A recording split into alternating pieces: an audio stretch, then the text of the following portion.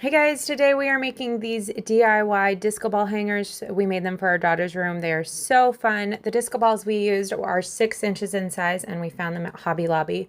You'll also need yarn, scissors, and a tape measure. All right, let's get started. You want to start by cutting 4 yarn strands up at about 6 feet long. And again, you can modify these measurements. As you saw, we had 2 different sizes, but just for demonstration purposes, let's start with these measurements. So 6 feet long, 4 strands, and then tie them at the top and leave a couple inches there, and that'll be what you hang the disco ball hanger from the ceiling. So then you want to lay it on a flat surface and separate the yarn into pairs. So you'll have 4 pairs. Just lay them flat. It doesn't matter which ones go together for this initial part, but you want 4 pairs of 2 for the yarn.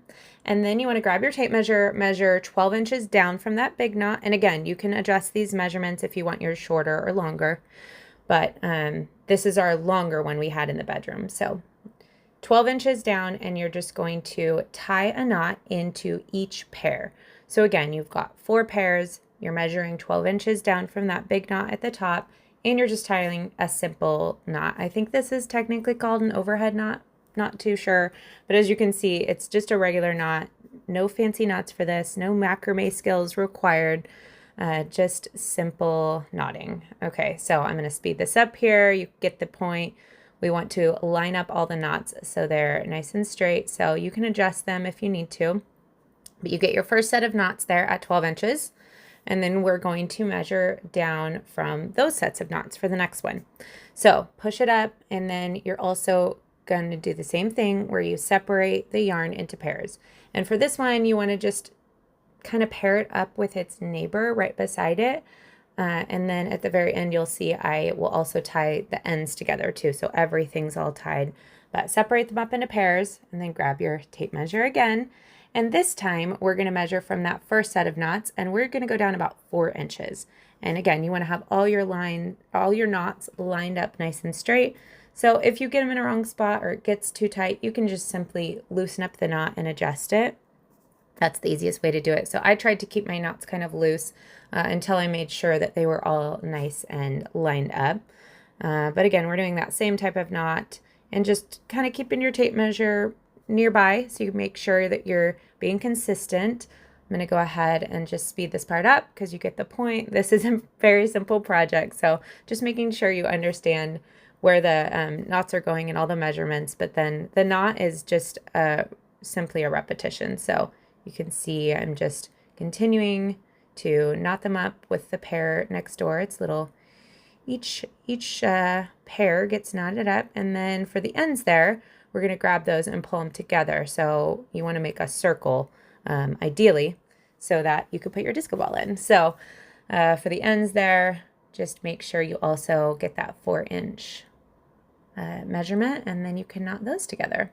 As you can see, same type of knot there.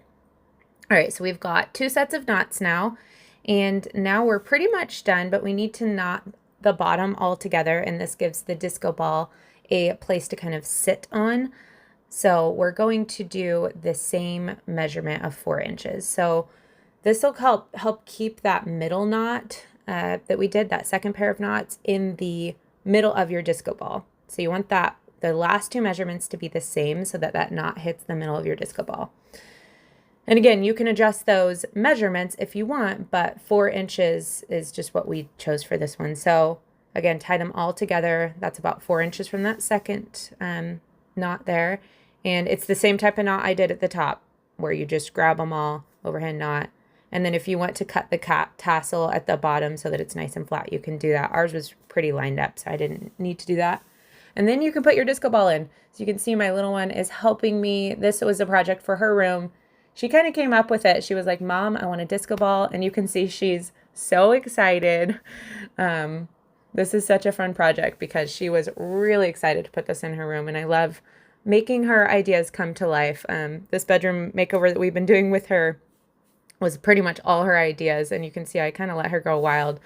We did pink everywhere, and she just loves it. So there's the disco ball. We did 2 because, you know, one's just not enough when you're 7 years old.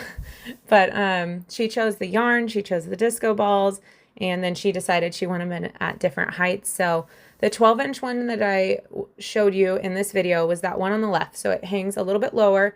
So for the second one that I made, that first set of knots was not 12 inches down. I think it was about 6 to 9, somewhere in there. So you can see that one hangs a little bit higher just because that first set of knots is closer to the big knot at the top. This was a super simple project. I think it took, 10 to 15 minutes all in all, and it was less than $15. Again, we got our disco balls at Hobby Lobby, but you can find them on Amazon and other places. And it just adds so much fun and character to her room. And best of all, she loves it. So if you love this video, be sure to subscribe to our channel for the next simple DIY, and then you can watch this video next. I hope you have a great rest of your day. Bye-bye.